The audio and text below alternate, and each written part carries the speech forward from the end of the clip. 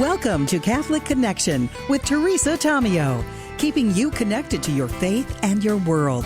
Teresa tackles the issues of faith and culture, the pro-life message, and media awareness. And now, here's Teresa Tomeo.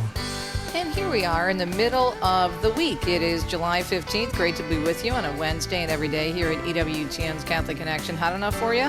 Oh boy, we have extreme heat across the country and severe in certain parts. We'll give you a full update with the weather forecast, as well as some related stories in the news coming up this morning on a Wednesday. But so excited to have Julie and Greg Alexander from the wonderful Alexander House back with us for our monthly marriage encounter. And this morning we are going to getting back in terms of God's meaning for marriage, which is just beautiful. And Julie and Greg and Deacon Dom and I are doing a wonderful trip next fall. Not this fall. This fall is with Dr. Bunsen. Next fall, we are doing a beautiful trip to northern Italy for a very special event. We'll talk a little bit more about that as we get closer. We're not really promoting it. I just wanted to remind you that we're planning on it. It's going to be just a great trip for a very special event coming up in northern Italy next fall. Actually, next summer through the fall, but we'll be there in September. Shrines and Wonders Wednesday. Hopefully we'll be able to share a video with you all about Christmas in July and why we need to think about St. Francis, because there's so much that he did to promote the birth of Christ and to promote manger scenes, or as we say here in Bella Italia, presepi. So we'll discuss at the bottom of the hour, and then we'll stay in Italy but go a little bit further south and speak with our very own Joan Lewis, who is back across the pond in Italy, in Joan's Rome, with an update on the Holy Father and all the wonderful activities, even though he's taking it a little bit easy because it is his vacation time in Castel Gandolfo. So that's hour number one of Catholic Connection on a Wednesday morning, July 15th. For hour number two on EWTN's Radio Extra, in our 2 cents segment. How many times in our life, and I know I did this a great deal, so I'm looking at myself when I talk about this particular story, when I, fell away from the church and still identified as Catholic, but said, oh, I don't have to believe in this, I don't have to believe in that. I don't think that's right, I don't think that's fair, even though I never really bothered to look up and to read the actual church teaching. Well, one of the stories we have for you this morning in the news, we're going to carry over into 2 cents, because this is a perfect opportunity to learn more about something that is often seen, and it should not be, but is often seen as a controversial teaching in the church, and it's about IVF, where so many people will say, and maybe you've said it, I've said it before I understood the beauty of the church teaching on life. Well, if the church is so pro-life, why would they be against IVF? So the story that we're going to be talking about, the bishops sent a very powerful, beautiful response to the federal government, to the current administration, about IVF. And it's a 17-page letter. There's a complete report on EWTNnews.com. But I want to dive into that letter a little bit in our 2 cents segment, because it's so crucial that we actually see, read, understand, pray about, reflect upon what our church teaches us and why, before we sit there and say we know better. Well, first of all, you can't do that and be a faithful Catholic. I don't have to tell you that, hopefully, if you're listening to the show. But this is an opportunity for us, I think, to deepen our understanding on this very important teaching on life. And then we'll wrap up a Wednesday morning, 2 segments with Dr. Matt Mehan. He is from Hillsdale College, a wonderful college, talking about how literary works help shape the culture. He's the Associate Dean and Associate Professor of Government for the Graduate School of Government at Hillsdale College, and this is a wonderful opportunity for us to talk to him and continue the discussion on our nation's anniversary, because we're going to be talking about how to promote culture, particularly in America, through educational reform, and how we as Catholics can revive American culture through faith and classical learning. And by the way, he is going to be the guest tonight on Father Mitch Live with Father Mitch Pacwa. So that's a look at our rundown, as we say, on a Wednesday. Okay, let's take a look at the weather. My goodness.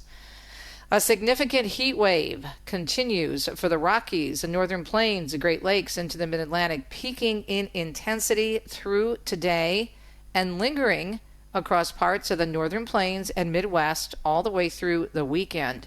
And then we have excessive rainfall could bring life-threatening and local catastrophic flash and urban flooding across portions of southwestern Texas, and that will be with Texas through early Friday. That's a look at the rundown and the weather here on a Wednesday morning. We appreciate your listenership. Right now, at 5 minutes past the hour already, we need to check the news on a Wednesday here on EWTN.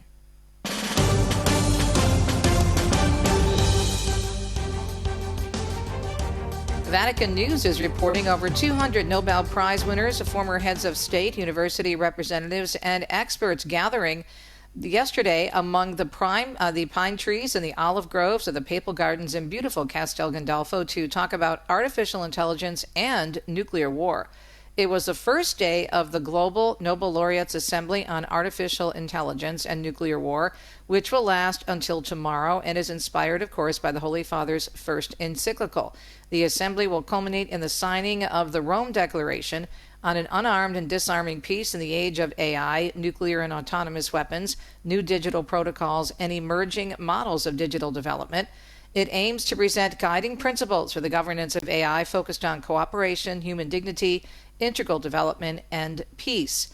The three-day event features talks on topics such as the fragility of the human family in the nuclear age, technology in the service of humanity, and the moral challenges of AI and war.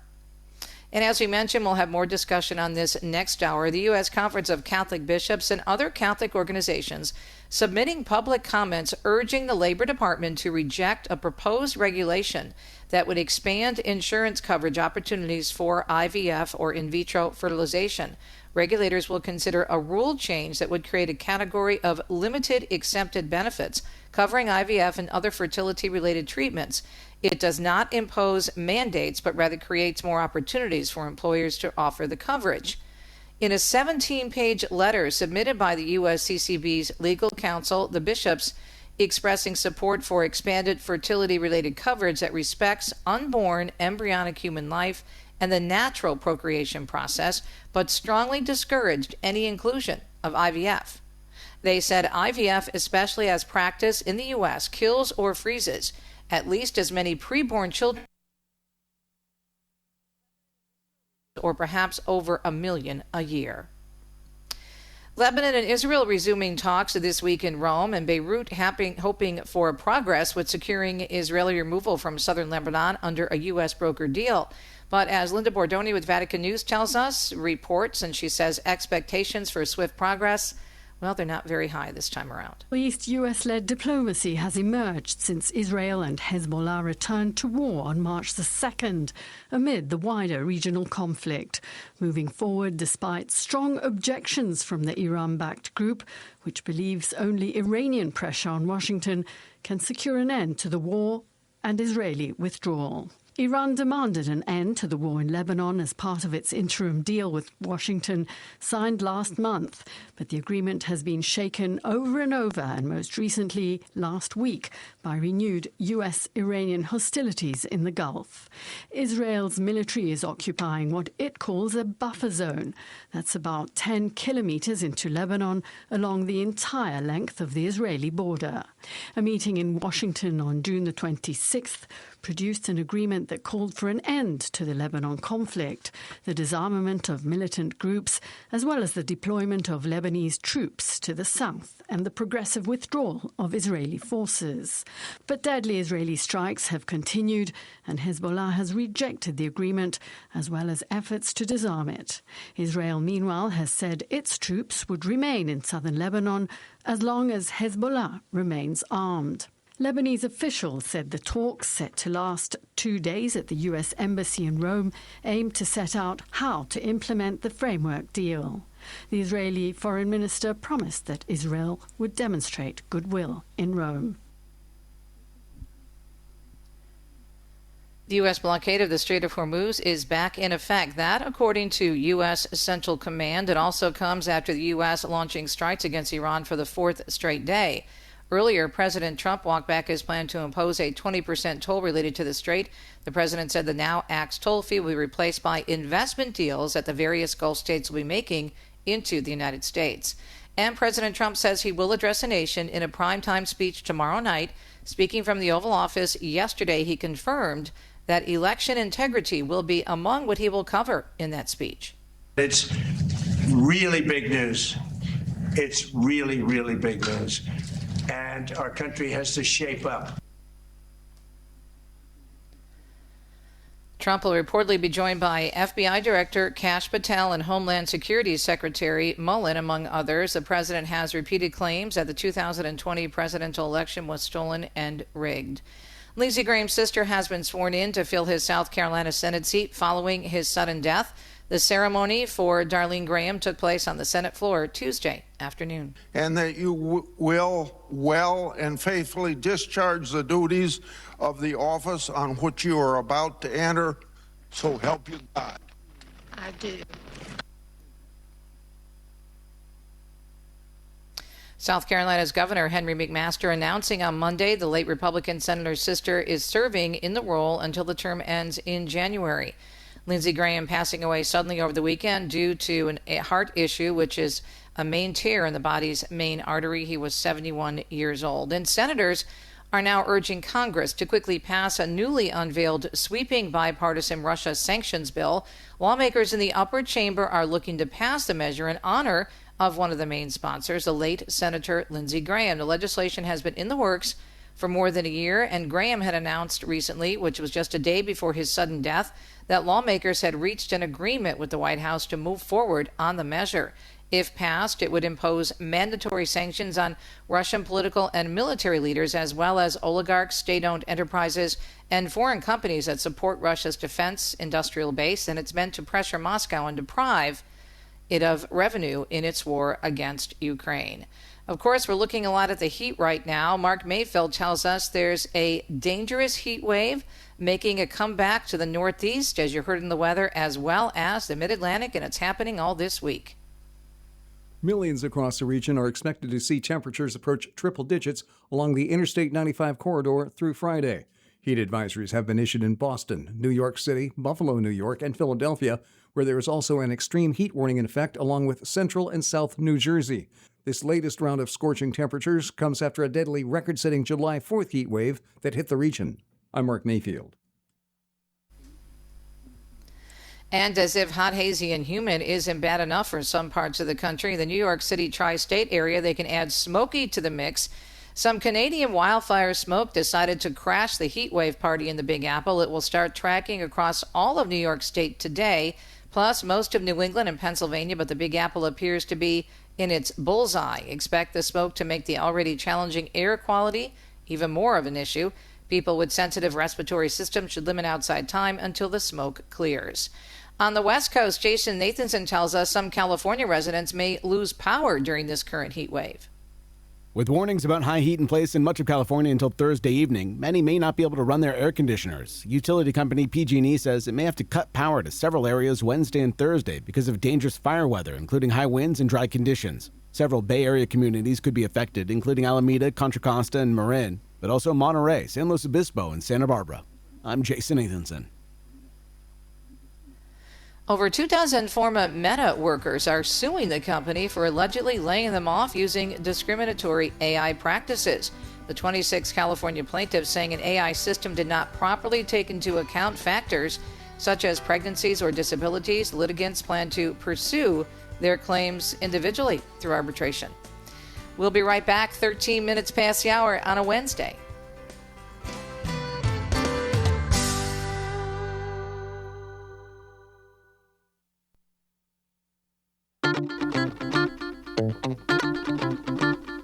"16 minutes past the hour." Welcome back. Catholic Connection. Always great to have my dear friends, Greg and Julie Alexander from the beautiful Alexander House. AlexanderHouse.org is a website. Check it out. And we are going back to basics today to look at God's plan for marriage, why our Lord made marriage a sacrament. Before we get to the topic at hand this morning, you two lovebirds, so let me, Greg and Julie, ask you, how did your big event go, your big dinner? How'd that? I heard it was wonderful. Yeah, it was incredible, Teresa. A ton of people. Father Don Calloway, of course, delivers always as he does. But just to be in a new area, to introduce the Alexander House and the Marriage Disciples program to a group of new people, just incredible. But what was as equally exciting is that God, we had 7 or 8 couples in the audience that have actually gone through the Marriage Disciples program, as well as some of the couples now serving as marriage disciples. So it was just a great night overall. Yeah, it was amazing. It is, as you know, a gala, so we raise funds, and we do that because we do not charge for what we do. So it was amazing to see a new area, which we've been there. We have 2 marriage disciple couples there, but it's good to now spread the news and the team, really, to have other people on board to helping others find out about what the Alexander House offers.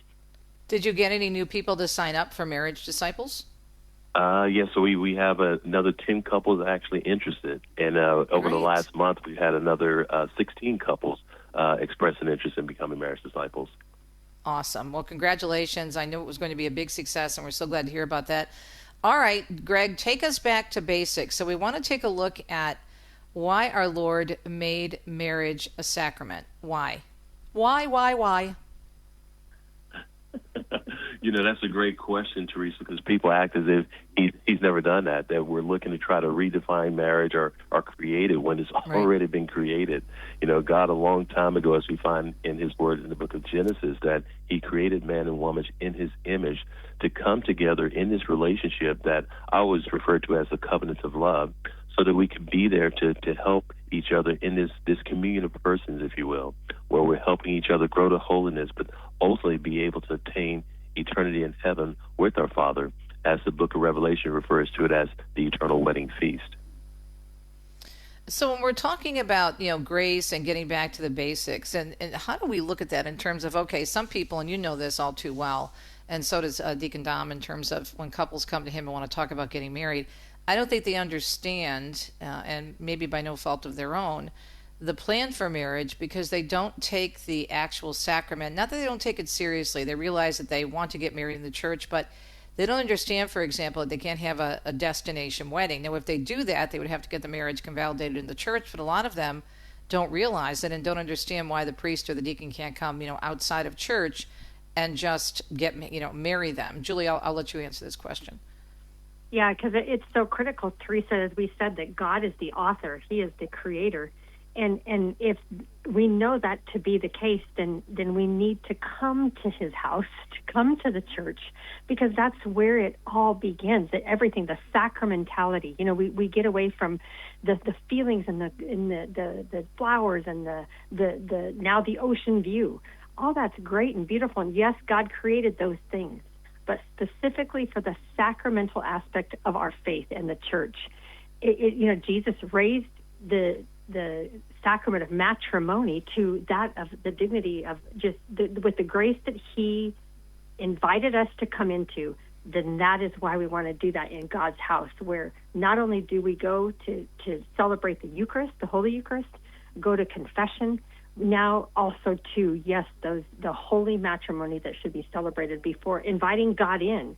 Oftentimes, when we do things outside of God's realm, to include even getting married outside of the church, Teresa, we do it our way, and we want God to come and meet us where we're at, to say, do it our way, God. Well, God has designed, the church has designed to do it in a specific way, and when we follow those ways, then we receive the grace that is available to us in that sacrament. Okay, here's a question you get probably often, and I know deacons and priests get this too. If there's so much grace in our sacraments, how come so many marriages are in trouble, and how come so many people don't feel the sacraments sometimes? That's an excellent question, Teresa, and it's one of the things we're having to go back and re-educate couples when they come to us in the Marriage Disciples, because it is a sacrament, it's grace, but we're only made to a full abundance of grace in the sacrament, to which we are complicit with God as to how he wants us to live the sacrament out. And so you can only imagine the couples we receive, the things that are taking place in the marriage relationship that are totally contrary to what God calls us to do. And as a result of living outside of what he wants marriage to be, there's no grace. And so without the grace, we struggle, we have difficulties. And the difficulties is not God's way of punishing us, but it's God's way of simply allowing us to understand that we're not living marriage the right way. He is not a part. And so quite simply, what we do with couples is we walk with them, and not only allowing them to understand intellectually what does that look like, but then how do we live it out? What are the things we need to physically be doing within the confines of our domestic church that allows us to participate with God in the sacrament the way that he created it to be, and therein lies the grace. And Teresa, with that, we look at that whole thing. I mean, with God's plan for marriage, it is impossible by our human strength alone to allow this sacrament to be what it needs to be. I mean, how do we forgive someone who has deeply wounded us? How do we remain faithful when life is difficult? How do we love when our feelings have disappeared, or that consistently do things our own way? But Christ gave us the sacrament because every sacrament gives grace. And the grace of the marriage strengthens the spouse to love one another as Christ loved the church. Right. And in order for that grace to act in your life, you have to engage. You can't just go there and say, okay, it's not like a magic wand or something. And it takes two. We're talking with Greg and Julie Alexander from the Alexander House, thealexanderhouse.org. Check out their beautiful ministry, their website. They have been marriage coaches for more than 25 years. And now they have wonderful marriage disciples that are working with them around the country because there's such a long waiting period and a request for support and help with marriages. And we're so glad that Julie and Greg make themselves available. thealexanderhouse.org. All right. What hope do we give to the husband or wife listening today? We know there are people out there like this who feel like their marriage could be beyond repair. Greg, I'll go to you first.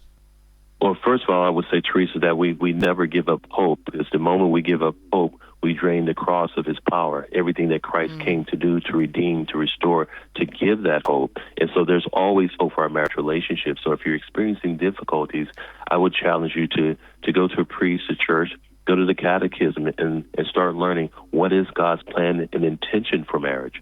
You know, many times we grow up in homes, we don't have that demonstrated or modeled for us, so we're left with no point of reference. We don't know where to turn. We turn to social media and the movies and everything else when God indeed has that plan.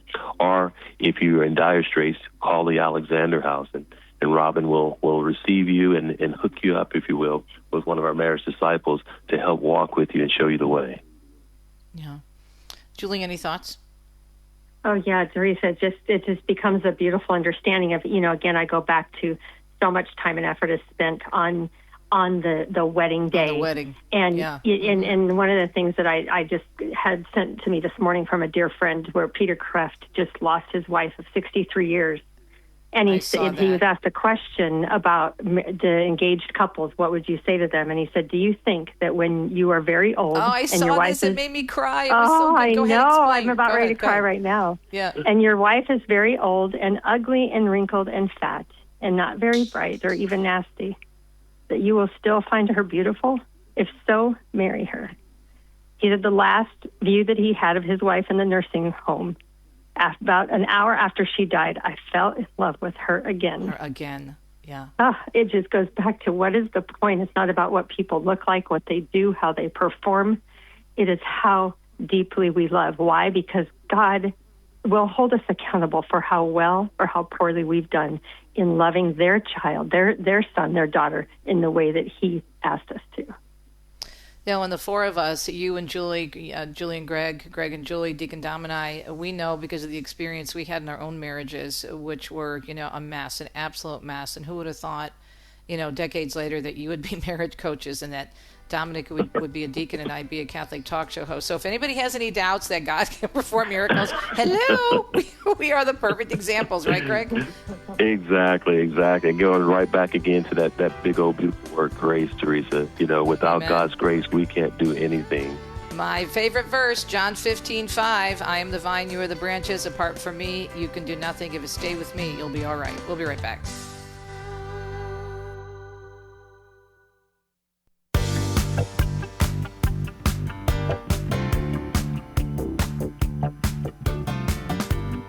Hope you're having a beautiful Wednesday morning. It is July 15th, 2026. Great to be with you, and this is time for Shrines and Wonders Wednesday, based on my two books all about Italy. The first, Italy Shrines and Wonders, came out last summer, and the volume 2 just came out in June, and it's all about St. Francis of Assisi, because this is the holy year of St. Francis, but it's much more than only looking at the holy year. Not that that certainly isn't important and crucial, because there's a lot going on this year in honor of St. Francis, not only in Italy, but around the globe, because this saint had such a huge, huge impact on the church and the world.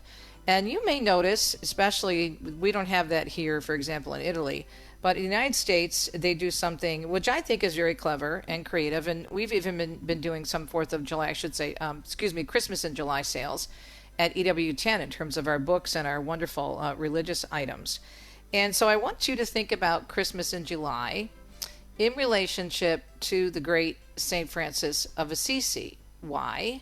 Because of the little town of Greccio. Now, I take you there in both of my books, the first volume of Italy's Shrines and Wonders, and we spend a lot more time in it for obvious reasons in the second book because it's dedicated to the life of St. Francis of Assisi.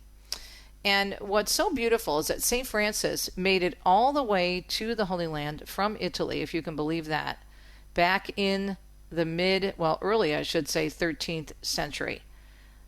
I think he got there in, was it 1219, maybe 1220? I have to look it up in my book. All the figures and the dates and whatnot are somewhat overwhelming. But he comes back from the Holy Land and he was so impressed and so moved by walking in the footsteps of our Lord that he wanted to create the experience, especially the manger experience, the experience of Bethlehem, which is basically a suburb of Jerusalem. If you haven't been to the Holy Land, it's very close. It's literally right next door.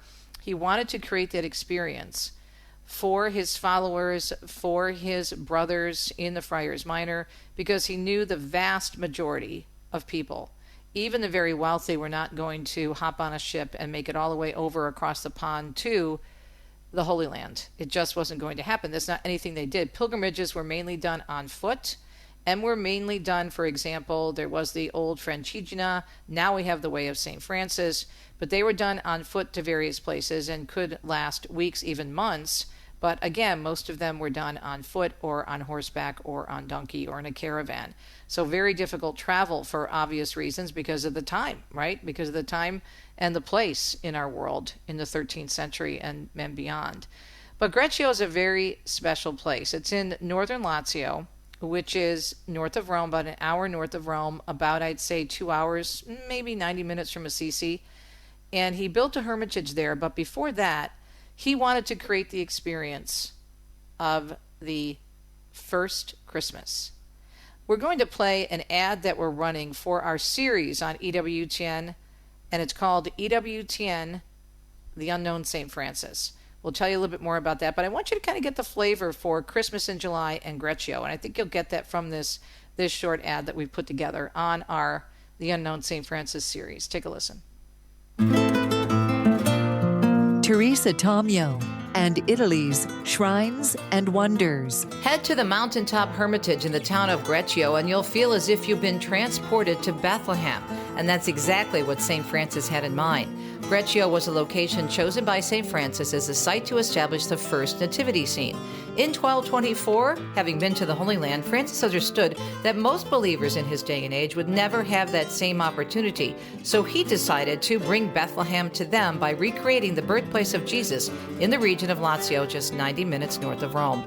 With the help of residents, he gathered live animals, plenty of torches, and soon they recreated a live manger scene, the tradition of the nativity scene that soon caught on in Italy, Europe, and around the world. Italy's Shrines and Wonders by Teresa Tomeo is available now at EWTNRC.com. So you can follow the series, and you can also get a copy of the book if you go to, we have another quick link, EWTN.com/St. Francis, and we have a section on Greccio, we have a section on Gubbio, and all these different places with which you may not be all that familiar, because mainly when we think of St. Francis, we think of, for obvious reasons, Assisi. But it's really worth it to really find out more about the town of Greccio, and the whole place is still a big place to celebrate Christmas. They have in the actual town of Greccio, so if you're looking at the mountain, as we mentioned, it's in northern Lazio, you literally can see it from the freeway. You can see the hermitage, you can see the spot where he established the first creche from the freeway. But it's way, way, way high up. And so the steps, there's quite a few steps walking up. It's good exercise. And it's just an amazing place. You can see all across the valleys of that part of Italy. And you kind of get the sense, if you've been to the Holy Land before, of what it must have been like on that first Christmas Eve. And he purposely kept the cave very barren and very simple. And even today, when you go there, All you see is a small cave, and now there's a beautiful, beautiful fresco on the wall above where the little baby Jesus, the olive wood baby Jesus donated by Pope Francis, still sits today that you can see when you visit. But it's so simple. There are a few pews. You can do Mass there. You can celebrate Mass there. And right behind the little cave where he established the first creche on Christmas Eve is the hermitage, a hermitage where he spent a great deal of time in prayer. Now in modern day, in the 21st century, there is a relatively new, beautiful parish there that's an active parish. And about a mile away from Greccio is the actual town. The Greccio Hermitage, the Greccio Shrine is in one location. And if you look to your left, if you're on the freeway, you'll see a town in the mountains about a mile or 2 kilometers away.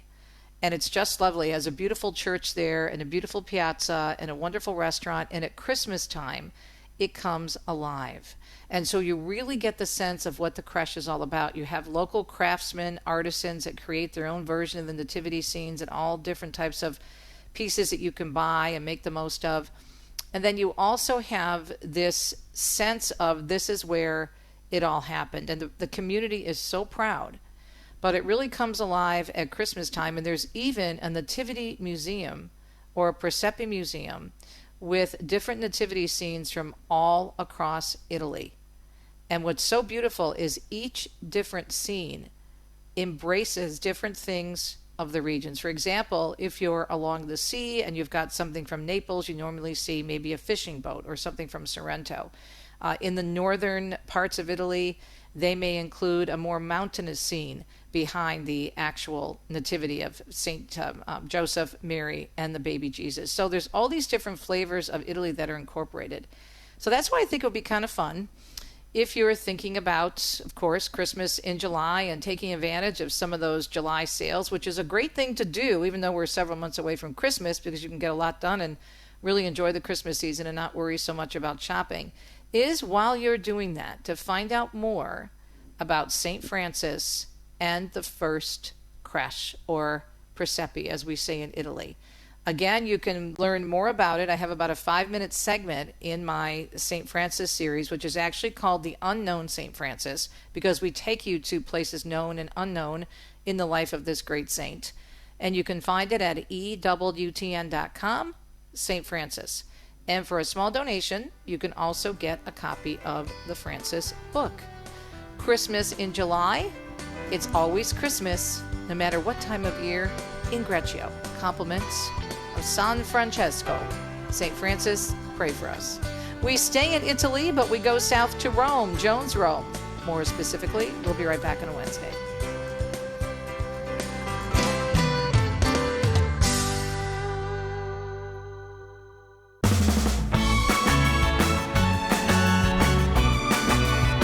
Welcome back. 38 minutes past the hour. Great to be with you on a Wednesday. Staying in Bella Italia, as I mentioned earlier, from Greccio to Roma with our very own Joni for Joan's Rome. We were chatting during the break about the heat and comparing temperatures. She's back in Rome, safe and sound, thanks be to God.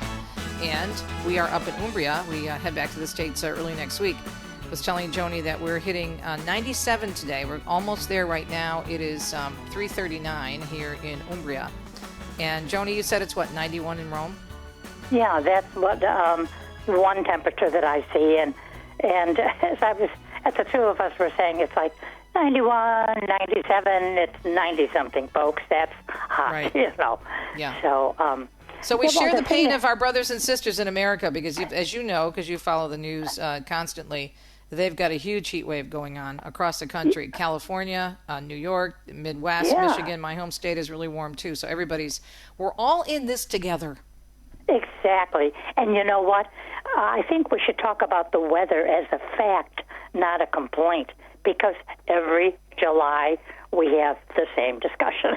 Right. You know, right. It's like, why is it that in January we're talking about the cold temperatures, the deep snow? We're doing it because it's January, Right. and that's what Right. you have. But, no, I have to say that the one difference between being in the U.S., Knoxville, we had some, pretty up there above the 90s weather. But the only time you really feel it in America, my experience, is when you're outside. Because, I mean, you leave an air-conditioned house to go into an air-conditioned car to get to an air-conditioned store or restaurant. The only thing I don't like, it's exaggerated. AAC is really exaggerated in America. I had a couple of meals in places where the food became cold faster than it should have. Right. Because you're sitting in a room that might be 68, and it's 25 degrees hotter outside. So that's Very all. true. I just think we exaggerate air conditioning in America, and I've had many an American, tell me the same thing. Yep, So, yep. Well, I anyway. think it's great. Speaking of the weather, that the Holy Father is having a little bit of a cooler experience. Because when you go higher in the mountains, and when you're above a lake, you've got that lake breeze, and Castel Gandolfo is so beautiful. And what a beautiful event over the weekend, meeting with the poor. And then this big event going on through tomorrow with the Nobel laureates. That's pretty phenomenal. Yeah. No, over the weekend, it was just so joyful. Any picture I could find or video, I just tried to spend time with the Holy Father. Saturday, when he shared lunch with 200 poor and socially vulnerable people, including about 40 children. He was at the Laudato Si village in the papal property of Villa Barberini, and it's just so beautiful. We've both been through, and maybe some of our listeners, through the gardens in that area, not through Laudato Si property itself, but it was just wonderful. There was Mass with Cardinal Baggio, the director of the center, and then welcome and refreshments. And I'm sure by that they mean fresh, cold water for everybody. And then you're right, it is cooler there, but it's not like it was, fall weather. Then there was a guided visit for the Pope's guest and a shared lunch for the Holy Father. And just, I loved the video. I loved the pictures because the Holy Father, but as usual, Teresa, he really he's truly enjoying being with these people, finding out who they are. Maybe questions, what put you in this situation? You just never knew. And then there were 40 kids, and he was, had time greeting each one of them and everything else. But more than anything, Teresa, I loved his words. I won't read them all, but he said, I came without a prepared speech, but I did come hungry. Hungry for justice, for genuine charity, for a church that truly knows how to open its doors to welcome and receive everyone. And then he explained that one of the papal titles is Pontifex, which we know means a builder of bridges. And he said, today, too, we want to build a bridge with all of you, with your families, and with the society in which we want to live. So very beautiful words that had to reassure his guests. And the thing is, the Vatican does as much as they can. Stories like this which make Vatican news, and then there's behind the scenes and off the stage things that do not make Vatican news. I know that, for example, I don't know about the current one, but the previous head of the Papal Charities and the Swiss Guards every single night went out to find the poor, the homeless, etc., and bring them food or whatever they needed.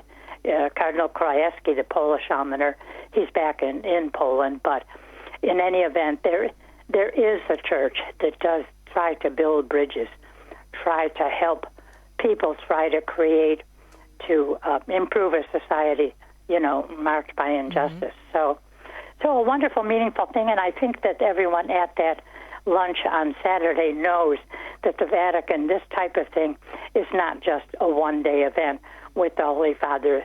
There's a couple more times of the year when they're invited at concerts in the Vatican. They're invited to go through the Vatican museum. So a very meaningful day in an extraordinarily beautiful part of God's creation, and one of the men that God created, Pope Leo. So a great time was had. Do you think he's getting some rest? I hope he is. I mean, I know he's there, and he's staying until the 27th, but I hope he is. I mean, he is the Pope, so he has to do some work, but I do hope that he's getting some rest because it's such a beautiful area. He seems to be a man who knows how to balance things.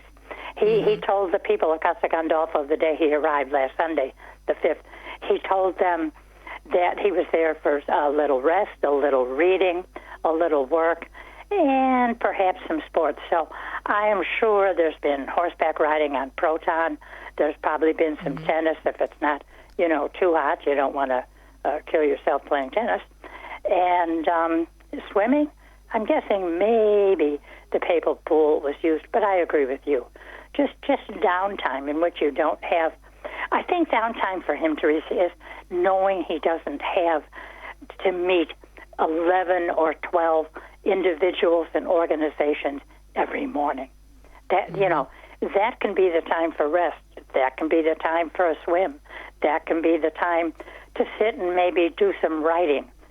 Prepare plans for the Roman Curia, work on a document. So I think it's probably like you and me. It's just once we know we don't have that specific commitment to time that we have to do, and then we're going to before vacation and after vacation be back at it. But just knowing that, okay, maybe today I don't set my alarm. Maybe today it's hot. Hey, maybe I'll take a rest. Right. So I hope you're absolutely right that he gets all of that. So. Yeah, I'm looking at pictures of the horse. The horse is beautiful. Yes, a white Arabian, horse. stallion, just absolutely gorgeous. So, yeah, it's been 4 or 5 months now that he got that. Yeah. And that it was brought to the Vatican on a Wednesday before a Wednesday general audience. But I've never seen him in his entire pontificate. I'm not sure I've seen such total joy on his face. As that. Yeah. So, that's beautiful. Anyway, and by the way, yesterday was a very interesting, Sunday was very interesting because the Pope, of course, is now in the Apostolic Palace in the building that overlooks the square in Castel Gandolfo. And he came to the entrance of the palace overlooking the square, and that's where he recited the Angelus. And then after that, he just stepped out from behind the microphone, walked down to greet people. Of course, there were barriers set up and security, etc. But he greeted quite a number of people walking around. And then a very small open vehicle brought him around the rest of the square. As we know, it's not that large, but still, it, has its perimeters that were filled up with people. So he said the Marian prayer, obviously with the people, and it was after that he also spoke of the places in the world that were affected by war and violence. And after those comments, he circulated among the faithful. Everybody. Well, you could see the crowds Square. there. It was packed on Sunday, and I'm so happy for the people of Castel Gandolfo. I watched the Vatican News video twice.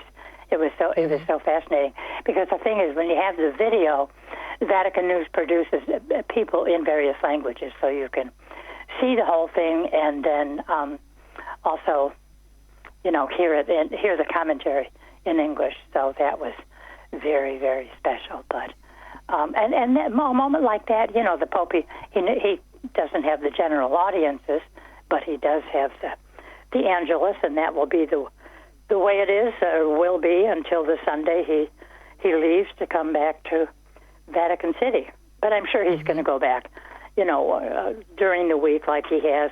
He will probably be in Castel Gandolfo, as has been history for the popes on the Feast of the Assumption, except for Pope Francis, who did not go there. But that's probably when we will see him again next month. Who knows?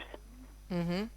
Yeah. I just hope he stays for the full. Because he said he's coming back on the 27th. Not that he's listening to us, but I hope he takes our advice and gives himself that time. I mean, I know he's younger than most popes, but it's a lot of meeting and greeting, and he deserves that time off. Now, there's another big event that is taking place through tomorrow. We only have about about 2 minutes left, but there's a big meeting. I had it in my news about the Nobel Prize winners, former heads of state and university reps and experts who are gathered in Castel Gandolfo talking about AI and nuclear war. Well, it's really, they're working on a document that they're going to have signed, and in the meantime, the main news that we've seen are remarks by Cardinal Baggio, who heads the Laudato Si Center, but also yesterday, Cardinal Silvano Tomasi, who's president of the Domus Communis Foundation that's participating in the event. He spoke and he said, this assembly is not simply to analyze risks. He said it's gathered to renew hope, to demonstrate that dialogue still remains possible, that wisdom can accompany knowledge, that humanity has not lost the capacity to govern its own future. Tomasi said, may future generations be able to say that at a moment when humanity possessed unprecedented power over its own destiny, women and men of conscience chose cooperation over confrontation, dialogue over fear, and hope over resignation. So very, very wonderful words by Cardinal Baggio. I'm sure that the comments and input and everything else of the other guests have been very, very, well, just given their background. I know there's 200 present, but tomorrow's the last day, and what they the meeting will end with the signing of what's going to be called the Rome Declaration on an unarmed and disarming peace in the age of artificial intelligence. So it certainly sounds very much like, and it is very much that, the Pope's first encyclical, Humanitas Magnifica Humanitas, that is obviously at the basis of all these discussions, and all of these extraordinarily intelligent people and leaders and Nobel Prize winners will have read and digested that as they speak at the meeting. So, exciting stuff. Great way to wrap up our update from Joan, our Joan's Rome weekly update with our very own Joni. Please check out her beautiful blog at WordPress, jonesrome at wordpress.com, and catch her weekly at Home with Jim and Joy. We'll be right back. Let you know what's coming up in hour number 2 on a Wednesday. It's July 15th. Stay tuned.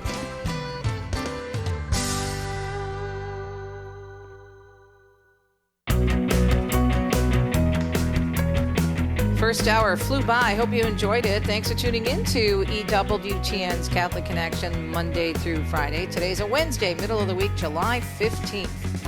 Stay cool and stay close to your radio and all things EWTN. Coming up on EWTN Radio Extra, hour number 2 on a Wednesday of Catholic Connection. We are going to chat with Dr. Matt Mehan. He's going to be the guest tonight. So you kind of get a sneak preview. He's going to be the guest tonight with Father Mitch Pacwa on, of course, live, Wednesdays live. We're going to be discussing a lot of really interesting topics related to our 250th anniversary. Dr. Matt is Associate Dean and Associate Professor of Government for the Van Andel Graduate School of Government at Hillsdale College. And we're going to be talking about promoting cultural renewal through education reform and how Catholics can revive American culture through faith and classical learning. And by the way, his book, The American Book of Fables, received the 250 Innovation Prize from the Heritage Foundation. So that should be interesting.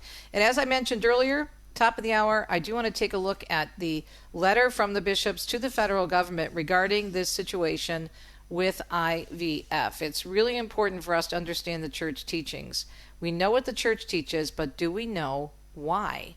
And I think this is an opportunity for growth for all of us. It's also maybe something, even if you can't get one of your friends or someone else in your circle to read the whole letter, maybe give them the catechism references so they can understand this more deeply. Hour number 2 coming up on EWTN's Radio Extra.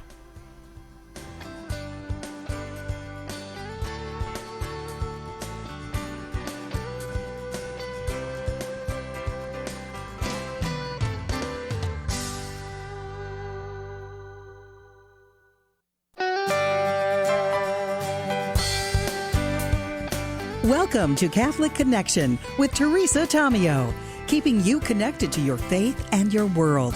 Teresa tackles the issues of faith and culture, the pro-life message, and media awareness. And now, here's Teresa Tomeo. And welcome to Catholic Connection, an EWTN production, as you just heard, hour number 2 here on EWTN's Radio Extra. Looking forward to our discussion this morning. Hope you are as well. Coming up in 2 cents, we are going to take a deep dive, as much time as we can, on the letter sent from the U.S. bishops to the Department of, I believe it was a federal administration they sent it to, regarding IVF. And so they're very concerned about what's being proposed in terms of health care coverage. And I think it's important for us to take this opportunity to understand the church teachings more deeply, to be able to share it and explain it to others, but also embrace it more deeply ourselves. So we'll take a look at what the church is saying, what the bishops are saying, specifically to our federal government regarding IVF and why it is such an attack on human life from womb to tomb.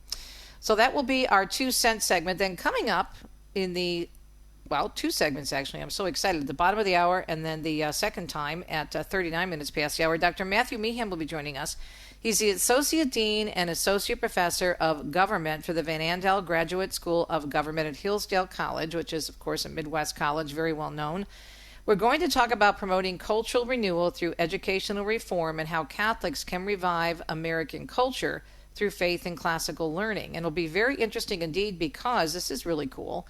His book, The American Book of Fables, was recently awarded the 250 Innovation Prize from the Heritage Foundation. And he was featured, for example, in a number of different outlets on this book: Catholic World Report, Catholic Information Center, and Radio Free Hillsdale, and of course EWTN. Speaking of which, he will be the guest tonight on EWTN Live with the one, the only Father Mitch Pacwa, airing, of course, at 8 p.m. Eastern Time.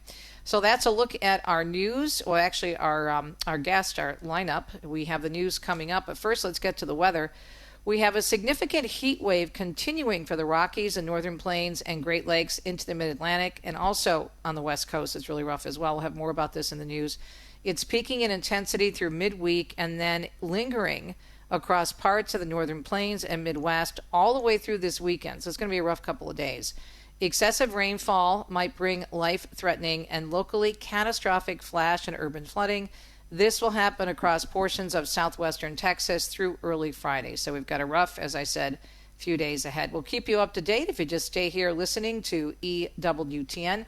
Right now, 3 minutes past the hour, we need to check the news for you. Let's see what's happening in and around the world, and of course in Holy Mother Church on a Wednesday on EWTN Radio Extra. Well, if you were listening to the first hour, you heard Joan discuss this with me. Over 200 Nobel Prize winners, former heads of state, university representatives, and experts gathering through tomorrow among the beautiful pine trees and olive groves of the Papal Gardens of Castel Gandolfo. They're gathering to talk about AI and nuclear war. Yesterday was the first day of the Global Nobel Laureates Assembly on Artificial Intelligence and Nuclear War, which will last until tomorrow and is inspired by the Holy Father's first encyclical. The assembly will culminate in the signing of the Rome Declaration on an unarmed and disarming peace in the age of AI, nuclear and autonomous weapons, new digital protocols, and emerging models of digital development.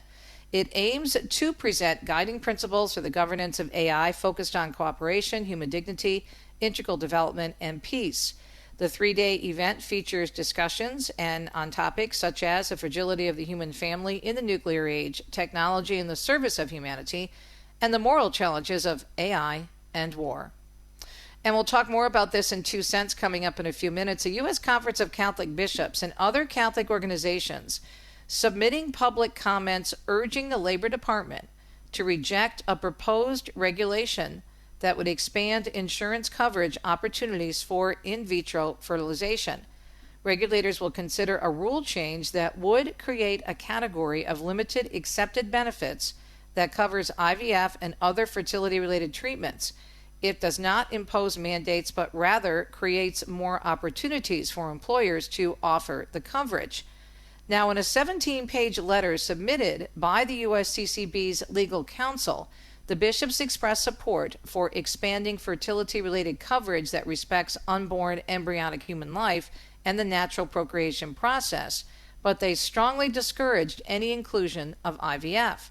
They said IVF, especially as practiced in the U.S., kills or freezes at least as many preborn children as abortion, at a magnitude of hundreds of thousands or perhaps over 1 million a year. In other news, Lebanon and Israel resuming talks yesterday in Rome, with Beirut hoping for progress with securing Israeli removal from southern Lebanon under a U.S. brokered deal. But as Linda Bordoni with Vatican News tells us, expectations for swift progress are not very high at this point. Middle East US-led diplomacy has emerged since Israel and Hezbollah returned to war on March the 2nd, amid the wider regional conflict, moving forward despite strong objections from the Iran-backed group, which believes only Iranian pressure on Washington can secure an end to the war and Israeli withdrawal. Iran demanded an end to the war in Lebanon as part of its interim deal with Washington, signed last month. But the agreement has been shaken over and over, and most recently last week by renewed US-Iranian hostilities in the Gulf. Israel's military is occupying what it calls a buffer zone. That's about 10 kilometers into Lebanon along the entire length of the Israeli border. A meeting in Washington on June the 26th produced an agreement that called for an end to the Lebanon conflict, the disarmament of militant groups, as well as the deployment of Lebanese troops to the south and the progressive withdrawal of Israeli forces. But deadly Israeli strikes have continued, and Hezbollah has rejected the agreement, as well as efforts to disarm it. Israel, meanwhile, has said its troops would remain in southern Lebanon as long as Hezbollah remains armed. Lebanese officials said the talks, set to last 2 days at the U.S. Embassy in Rome, aim to set out how to implement the framework deal. The Israeli foreign minister promised that Israel would demonstrate goodwill in Rome. Meanwhile, the U.S. blockade of the Strait of Hormuz is back in effect. That, according to U.S. Central Command, it also comes after the U.S. launching strikes against Iran for the fourth straight day. Earlier, President Trump walked back his plan to impose a 20% toll related to the strait. The president said the now axed toll-free will be replaced by investment deals that various Gulf states will be making in the United States. And the president saying he will indeed address the nation in a primetime speech tomorrow night. Speaking from the Oval Office yesterday, he confirmed that election integrity will be among what he will cover in the talk tomorrow night. It's really big news. It's really, really big news. And our country has to shape up. Trump will reportedly be joined by the FBI director and the Homeland Security Secretary, among other staff members. The president has repeatedly claimed that the 2020 election was stolen and rigged. Lindsey Graham's sister has now been sworn in to fill his South Carolina Senate seat, this following his sudden death. The ceremony for Darlene Graham taking place on the Senate floor yesterday afternoon. And that you will well and faithfully discharge the duties of the office on which you are about to enter, so help you God. I do.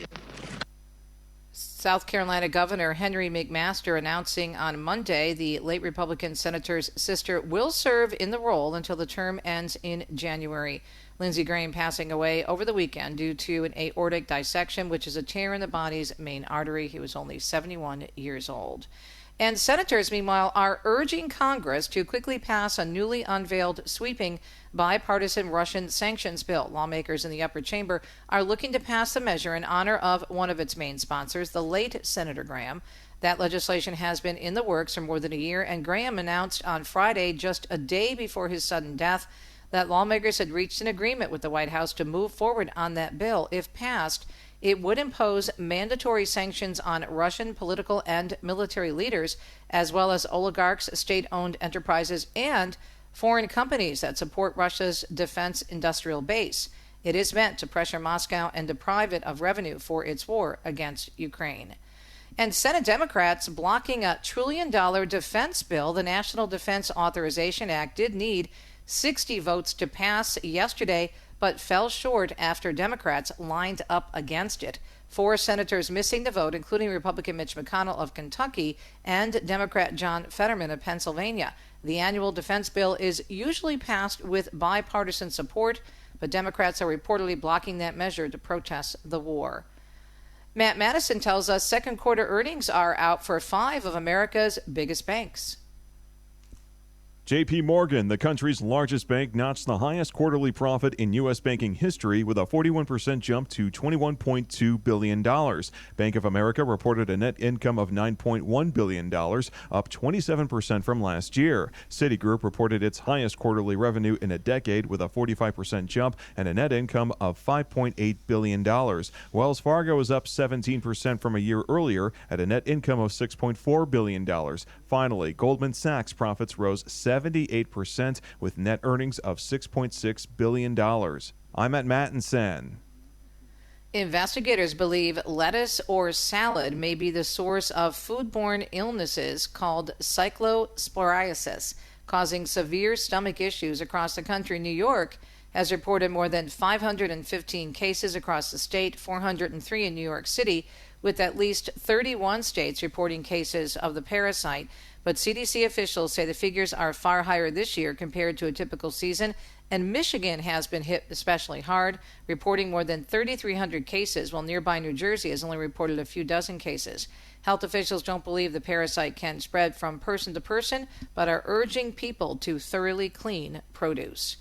And Mark Mayfield tells us a dangerous heat wave is making a comeback to the Northeast and the Mid-Atlantic this week. Millions across the region are expected to see temperatures approach triple digits along the Interstate 95 corridor through Friday. Heat advisories have been issued in Boston, New York City, Buffalo, New York, and Philadelphia, where there is also an extreme heat warning in effect along with central and south New Jersey. This latest round of scorching temperatures comes after a deadly record-setting July 4th heat wave that hit the region. I'm Mark Mayfield. And as if hot, hazy, and humid, well, that weren't bad enough for the New York City tri-state area, now they can add smoky to the mix. Some Canadian wildfire smoke has decided to crash the heat wave party in New York. It will start tracking again across all New York State today, plus most of New England and Pennsylvania, but the Big Apple appears to be right in the bullseye. Expected the smoke to make the already challenging air quality even more of a problem, and people with sensitive respiratory systems should limit outside time until the smoke clears.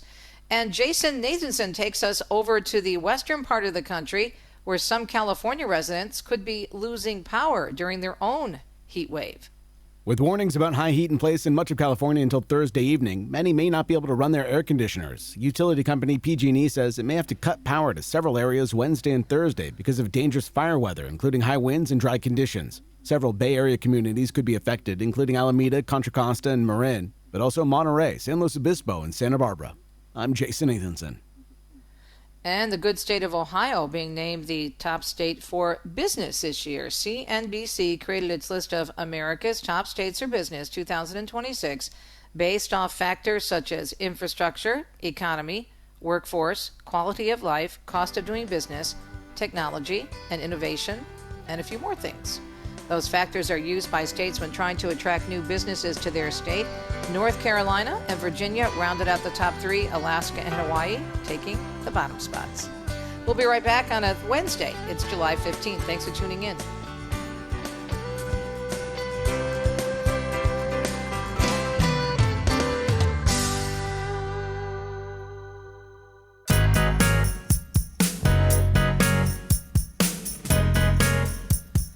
Welcome back, Catholic Connection. It is a Wednesday morning. Great to be with you. July 15th, 2026. So a big story in the news, and you can find it actually on EWTNnews.com, and we're also covering it on our other outlets as well, including EWTN News Nightly.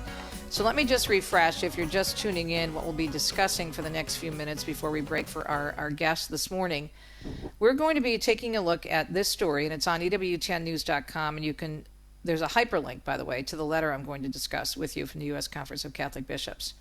The United States Conference of Catholic Bishops and other Catholic organizations submitted public comments urging the Labor Department to reject a proposed regulation that would expand insurance coverage opportunities for in vitro fertilization, or IVF. Regulators are considering a rule change that would create a category of limited accepted benefits that covers IVF and other fertility-related treatments. It does not impose specific mandates, but rather creates more opportunities for employees to offer that coverage.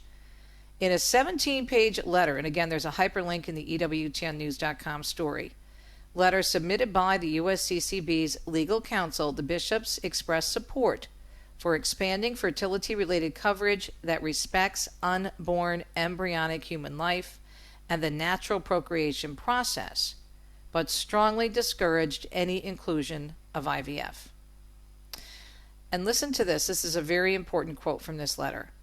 IVF, especially as practiced in the U.S., kills or freezes at least as many preborn children as abortion, at a magnitude of hundreds of thousands or perhaps over 1 million per year. Now, that's one aspect of the Catholic teaching on this, but a very important one as well. So I want us to think about something this morning when we're looking at what the bishops are saying and how they are speaking up about this very important pro-life issue. How many times have you come across videos on TikTok or YouTube? And for example, I just saw a very good one yesterday, and it was an apologist, but the person is still Protestant, and I think he's on his way to the Catholic Church because he's being more and more convinced the more he reads, the more he studies. And he had all these books, and he was saying, I'm a convert to Catholicism. And he says, how come there are so many books in the Protestant world that attack the Catholic Church, but none of them that really study or question what the faith teaches in terms of, diagnosing it, looking at it, what do they mean, as opposed to, critiquing it, just saying, well, it's a Catholic Church and they're wrong. And he says many Protestants, and I think this is true for many Catholics, will complain about church teaching, but they haven't read it. They haven't studied it. They will speak about it. They may even, post on Facebook about it or all over social media. They'll complain about it. They'll say the church is backward, the church is wrong. And I'm talking, there are plenty of people inside the church who still do this because they don't like what the church teaches and they want it changed, especially the core teaching, which is not going to happen. But they still, try to put their pressure on the church. And I can remember when I first started in Christian media, I worked at an evangelical station. And there were so many former Catholics there, and they were rabid anti-Catholic fundamentalists. And they attacked the church continuously. But I also found out that they never bothered to pick up the catechism or to do their own research in terms of what the Catholic Church faith taught versus what they were told by someone about church teaching.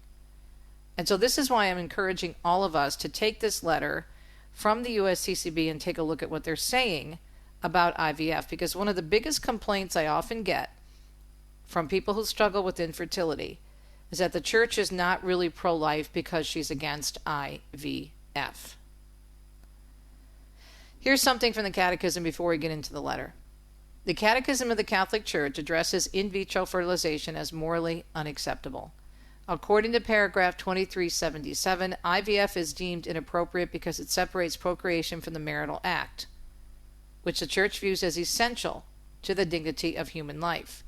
This separation leads to what the Church describes as the domination of technology over human life, undermining the natural process of conception. Okay? The Church emphasizes the act of procreation should occur within the context of marriage and to respect the dignity of both the parents and the child.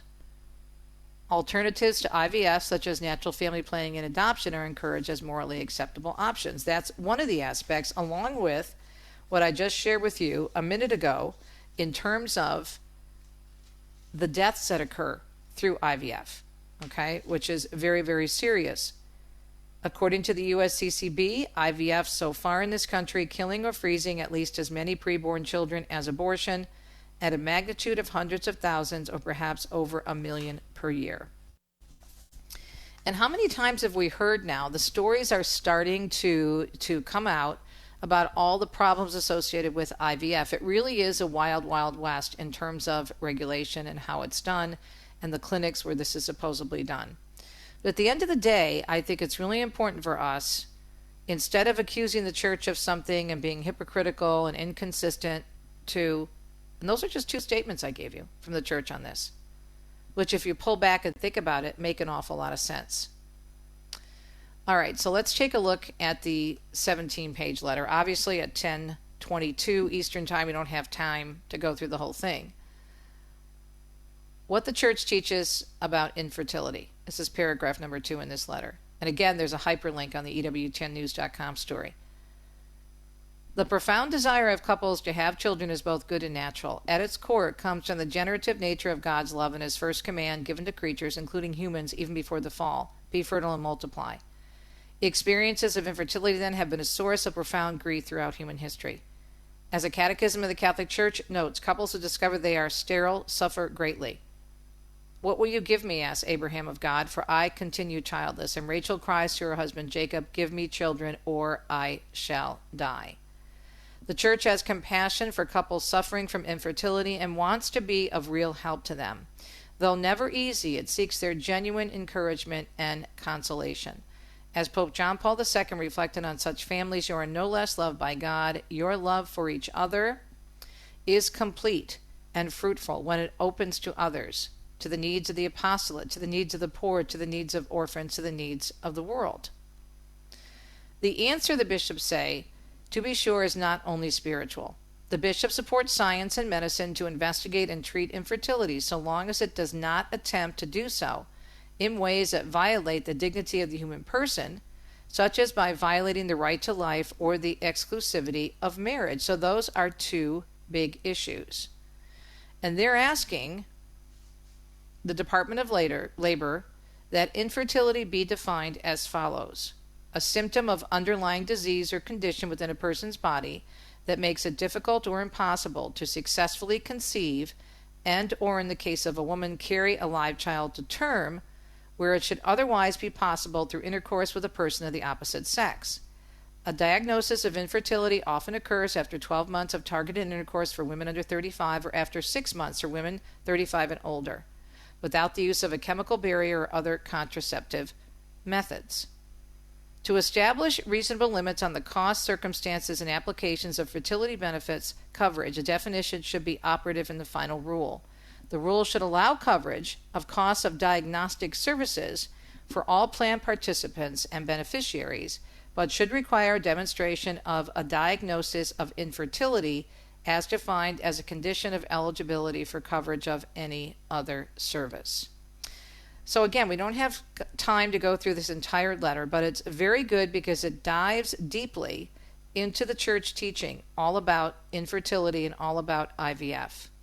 And it also says in section 5, the rule should exclude coverage of IVF and other non-therapeutic interventions.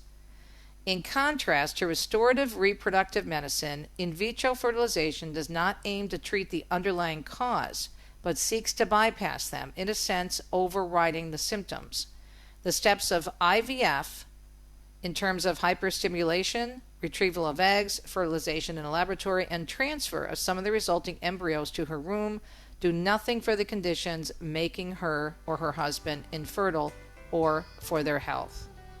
This ought to raise doubt as to whether IVF should be included as an actual fertility treatment or treatment for infertility. The church is not some big bad ogre trying to squash our fun. Father and mother know best, and the church has beautiful and deep spiritual and scientific reasons why she's against IVF. Check it out. Thanks for tuning in on a Wednesday morning. Our guest, Dr. Matthew Mehan, will be tonight on, of course, Live with Father Mitch. Don't want to miss that. Give you a little preview this morning. He's the Associate Dean and Associate Professor of Government for the Van Andel Graduate School of Government at Hillsdale College in Washington, D.C. It caught my attention. Hillsdale College is, the main college is in Michigan, and it's about an hour from where my husband and I live and reside half the year in Metro Detroit. It's a wonderful college. And Dr. Mehan, thanks for joining us. And we're going to have some fun this morning. We're still in this mood of celebrating 250 years. And your book, which is very well recognized and recently won an award, the American Book of Fables, is very important because they can help us, your book and the fables in them can help us rediscover our founding principles in the spirit of our nation. Thanks for joining us this morning and for being in studio with us. Thanks for having me. All right, so give us a brief summary of the book before we dive in. It's a kind of patriotic gratitude machine, love of country, love of our founding generations, founding fathers, and love of this beautiful land God gave us. It basically is 13 chapters, 13 regions and it goes throughout the country with a lead character, Hugh the manatee. Hugh Manatee journeys and picks up a merry band, an animal from each region of the country. And each chapter has a section for littles, middles, and bigs. It's a family book. So it has nursery rhymes, old and new. It has, for littles, middles. It has fables, old and new. All of them adapted and keyed to the American history, ecology, and folklore and animals of our country. And then for bigs, it has primary sources, short stories, sort of funny Animal Farm Socratic dialogues. And each of those chapters and each of those regions of the country take up a part of the Declaration of Independence. And so all of those nursery rhymes, all of those fables, and all of those primary sources from our founding history and our settlement, and all of those short stories, they're all keyed to explain the principles of our country. What's the difference, if people aren't too familiar with fables or haven't read many of them, what's the difference between a fable and a story? A story, a narrative tells a story, has a beginning, middle, and end. And a fable is a very compressed story or even part of a story that presents a kind of moral puzzle. It oftentimes has a moral, but when fables are done right, the moral is something slightly different than what the little story or fable teaches. And you're actually asked to sort of compare and contrast them. It's usually animals, but it can be gods, trees, it can be mountains, it can be people, farmers. It's basically a vignette, a tiny story. But they've always been used by self-governing peoples. They were most popular in the Roman Republic. They were popular in London, which was a republic within the Kingdom of England. And they've been very popular in America for 250 years. And so what you're saying in this book is that this can really have an impact on us in terms of appreciating our culture. Yes, I wanted to, for the 250th, I mean, this is a beautifully illustrated book. My illustrator and I won an NEH grant and an innovation prize from the Heritage Foundation. We traveled all over, realist impressionist paintings and watercolors, hundreds of them. It's been a great labor, and I'm sort of a go big or go home. I love the cover, by the way. Thank you. Really, really beautiful. Yeah, that's actually the creatures are having a joyride through Navajo country on a Ford F-250. When I went for the 250th, when I went to Ford Motor Company to get permission, not that I needed it, but I always like to be civil. I told them I need the Ford F-250 on the front cover, and they said, "Why do you need 250?" Oh, you're like, yes. 250, yeah. But so all of these kinds of delightful images and all of these moral vignettes are all keyed to the country to sort of rediscover all of the sacrifices that everyone made, but also reproduce or represent to the next generations the kind of moral technology that the founding generations had.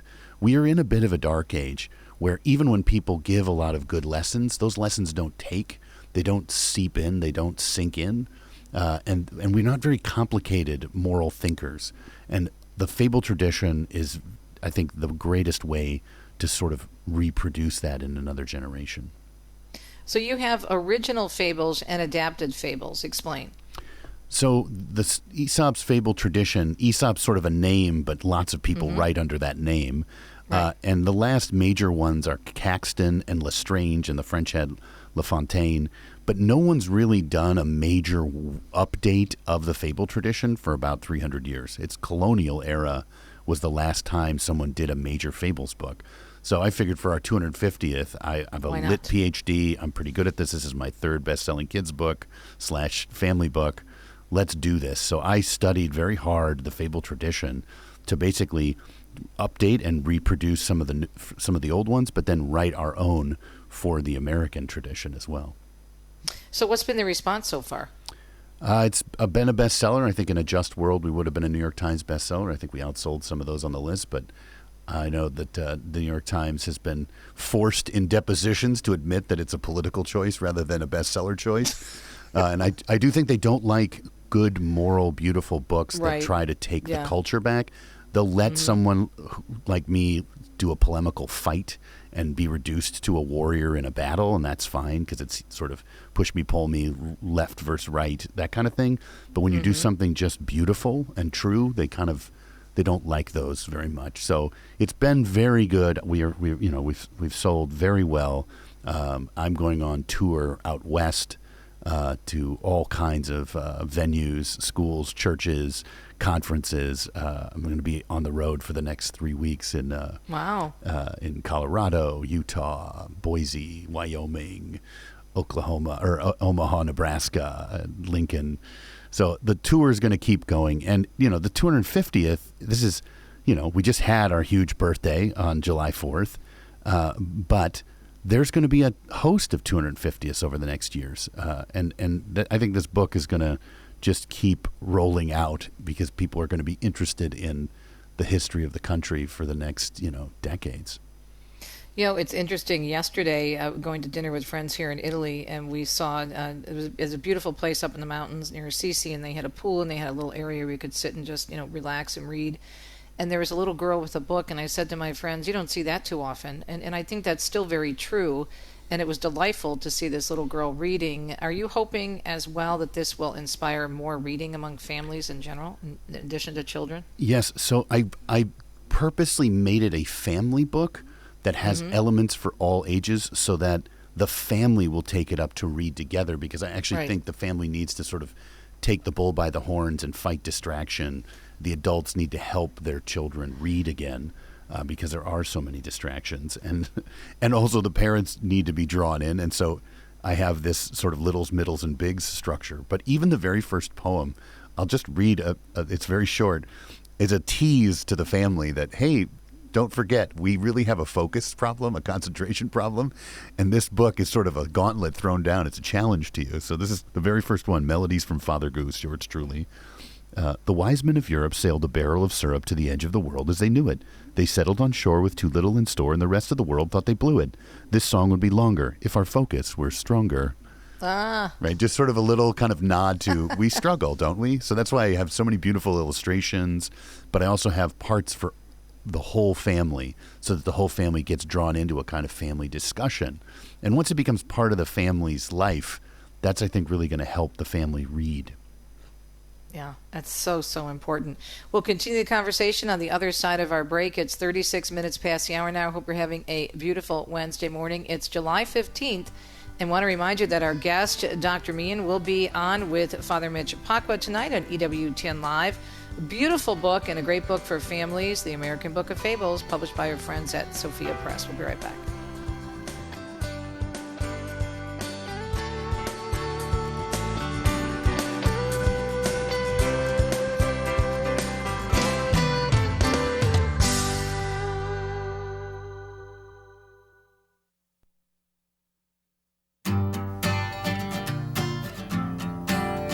Having a great conversation with Dr. Matthew Mehan on his beautiful book, The American Book of Fables. You can find it at the Sophia Institute website, sophiainstitute.com, or also, of course, on the EWTN Religious Catalog. Speaking of EWTN, he will be appearing on this evening's Live with Father Mitch Pacwa at 8 p.m. Eastern, 7 p.m. Central to talk about this beautiful book. So as an educator, you're Associate Dean and Associate Professor of Government for the Van Andel Graduate School of Government at Hillsdale College, the Washington branch. How important is it that you put, I think it's extremely important, but I want you to build on this because this is huge for me. I'm a media person and that's where my expertise is. The fact that you have fables in there that can get us to think, you mentioned the attention span, but also about what we're facing with AI, what we're facing with social media, and you did it in a way where families can share about this. Yeah, I don't want to leave us with just the old fables and the old verities. There are new problems, and part of, like I said before, the fable tradition teaches sort of moral technology, what Thomas More famously called builds up your good mother wit, without which all other learning is half lame. And that means you have to be witty wise about the world. And I think that phrase is from Matthew 10:16, right? Behold, I send you out as sheep among wolves. Be ye therefore wise as serpents, innocent as the dove. Well, the serpent's a symbol of the world and the devil and the dangers and problems of a forked-tongued fallen place. Well, but that means you've got to know your place. You've got to know the evils and tricks and traps of this world in order to protect your innocence and the innocence of the dove, the Holy Spirit in you. So I take up fables that have to do with the problems that Americans face. So we have a big one on social media off the coast of LA, right, about vanity and fame and the sort of addiction to scrolling and screens. I have another one right off the coast of Silicon Valley with a bull elephant seal that I have Grok actually power the voice of that character. And humanity engages Grok, a Grok-powered bull elephant seal. And it's about the dangers of chatbots and how they can dehumanize you because you think they're human, but you know they're not, but you still treat them therefore cruelly and slavishly.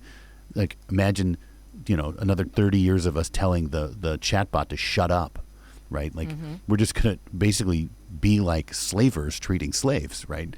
Even though we know they're not real, et cetera. Anyway, this kind of moral thinking and reasoning, only a couple ethicists and philosophers and theologians are going to do this. How do you actually get everybody thinking witty wise about these?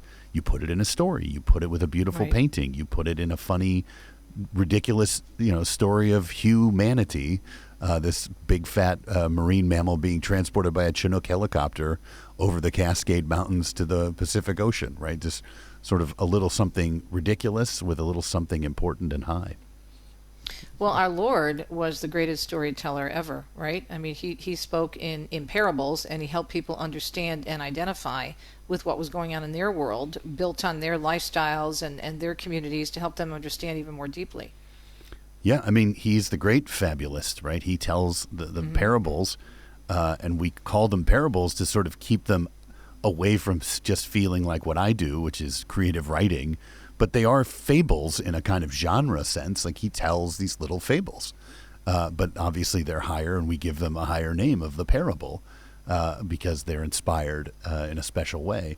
But they are the human shape of many of these parables is merely a fable. And they're deeply symbolic. And I think a good poet, and by the way, this is something that is missing in the Catholic community. We don't have a lot of people who take the role of poet seriously for building up the human imagination and the human heart. We don't. That's not. That's part of our dark age. That's not considered important, but it actually is. And Christ does it so beautifully. He's always restoring and restocking the imagination. But a good poet who writes good fables, and I try to be one. I try to do this. I take it very seriously. My job as a poet for the country. He writes the way Christ speaks. Like, you actually want to write with that kind of deep, rich symbolism, that it's one thing, but it's also another and another, and there's multiple layers of meaning, that the more you chew on what you've written or what's been put before you, the more you can grow in it. And that's how fables are basically the human training ground for reading Scripture. And I think that's always been the justification in the West, in the Christendom and the Catholic Church, is why do we teach literary studies? Why do we do this? Because we really want to prepare people to read both the book of nature, Christ's first book of creation, and the good book, right? Those complex texts with all their many layers. And that's what this book tries to do. As an educator, how important is it to get people, especially young people, to think deeply? Of the utmost. But think deeply, but think witty wise. I keep going back to that. We are doing a lot of training of people like, I read the Summa. And you're like, good, so did I. But have you read Thomas More's Utopia, which is a much more complicated text, right? Do you know the short stories of Nathaniel Hawthorne about the complexity and difficulty of living well in community, right? It's one thing to know the principles, but how do you put those principles into practice in your life, right? That's very important, and that's the sort of practical moral philosophy that good poets and good poetic and rhetorical training gives people. And we've left that off. That is not something we're doing very well in education, in university education. And so thinking deeply, right, is a twofold matter. We had today's first reading about wisdom. Right. Wisdom's about these high truths, knowing them, but also how do you then live them out? And that practice, that moral philosophy, that is practical application. Yeah, that's the role very often of the poet. That's who teaches What do we them. do when the parents are struggling in the same way the young people are? For example, I don't know if you're aware of this new study that came out very recently. Study finds parents more likely than children to use devices at dinner. And we know that dinner is a very important time. And the Center for Addiction and Substance Abuse says if they can get people together, especially young people with their parents, just twice a week without any interference in the media, that they would drastically see a decrease in substance abuse among young people. And here we're always talking about the kids, but here we have the parents of the same issues. This study says that more than 75%, that's a huge number, 75% and about 70% of children aged 4 through 10 use electronic devices during family meals, with smartphones being the most common distraction. Parental media use, 77.6% of surveyed parents reporting using a device during their last family dinner. I mean, that's incredible to me. That is such a disappointment. We're always talking about the kids putting down your laptop or your phone or your video game, and yet parents are even worse. Yeah, I mean, let he who is without sin cast the first stone. Like, I've had work pressures where I will pull the phone out to check on something, and my wife will give me that sort of quiet, I will not shame you before the children, but I am shaming you with my eyes, right? With my eyes. And so, yes, it's a problem. Everyone has to fight this. I think that I do think there should be an obvious rule of no phones at the table, period. Right. No digital devices, no screens.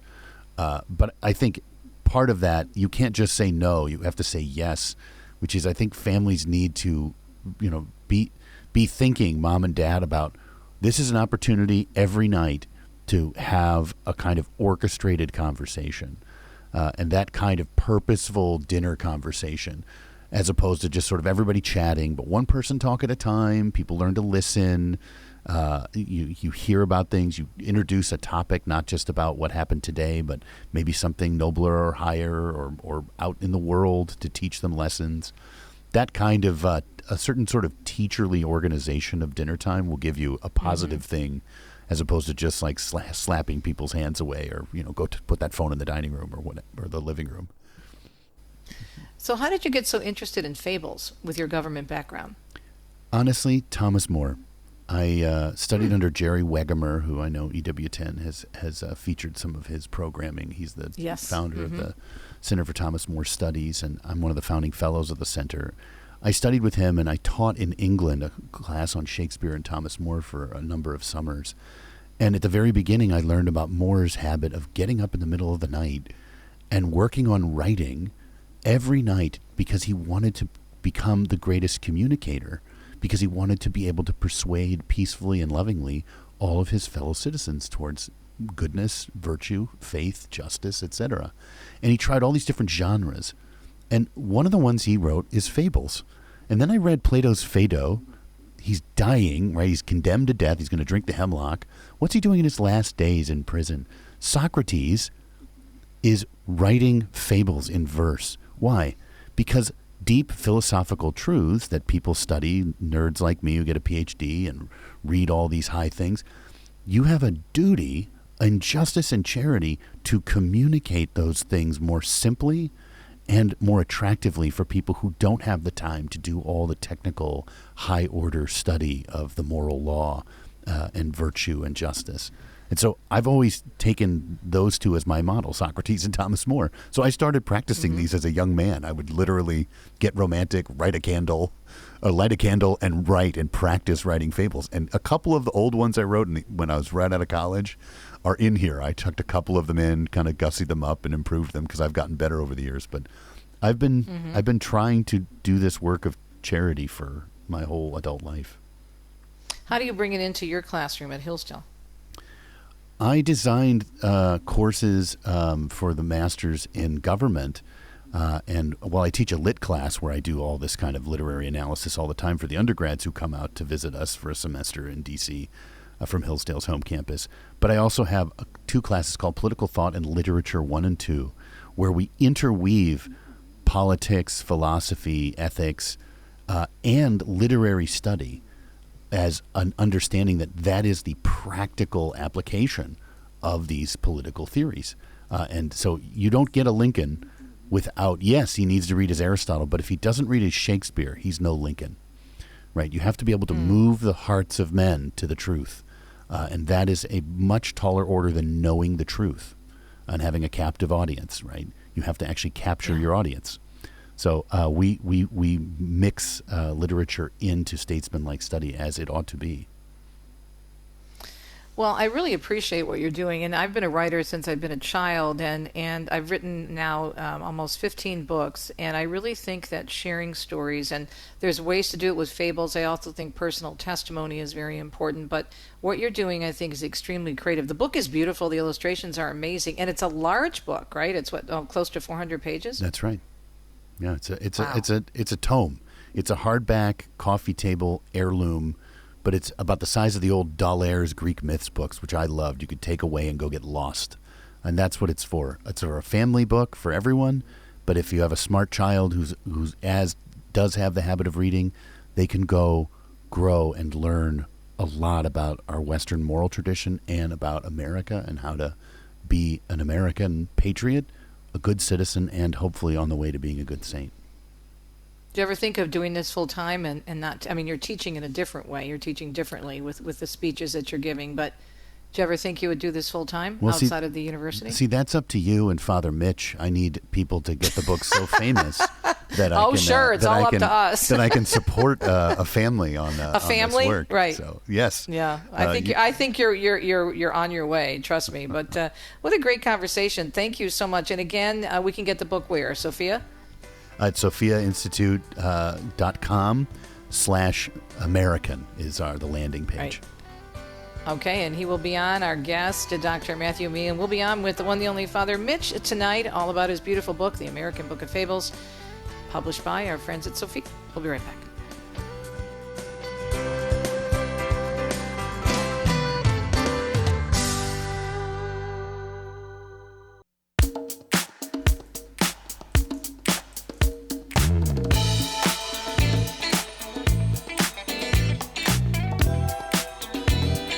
Thanks so much for tuning in to a Wednesday morning edition of Catholic Connection, a production of EWTN. This has been hour number 2 on EWTN's Radio Extra. And don't forget to tune in to see our guest, more great information, Dr. Matthew Mehan and his beautiful book. Featured tonight on Live with Father Mitch Pacwa, EWTN Live, 8 p.m. Eastern, 7 p.m. Central. Looking forward to that. And looking forward to tomorrow's show, as we have a lot going on. We are going to be checking in with Michael Hunter, the Miracle Hunter. Michael O'Neill, the Miracle Hunter. Thank you very much. I'm looking at my email here, trying to read this correctly. Okay, let's try this again. What do I do for a living? Michael O'Neill, the Miracle Hunter, will be on with us to talk about some new news, and we'll fill you in, but you have to listen tomorrow. We're also going to be providing you with a guide for young people. And then, of course, speaking of Father Mitch, as we mentioned earlier, we will have 2 segments with Father Mitch Pacwa on cultural connections. And this is going to be quite important, as always is with Father Mitch, because he's a wealth of information and knowledge on the faith, of course, but on history, on world politics, taking a look at these communists that are getting elected across the country. What is it saying about our country? What is it saying about where the Democratic Party is going? And he has some very interesting insights. He spent a lot of time in Europe covering history, doing research, and it's going to be a very, again, important topic for a Thursday. And we will, God willing, talk to you then. Ciao, ciao. Have a great day.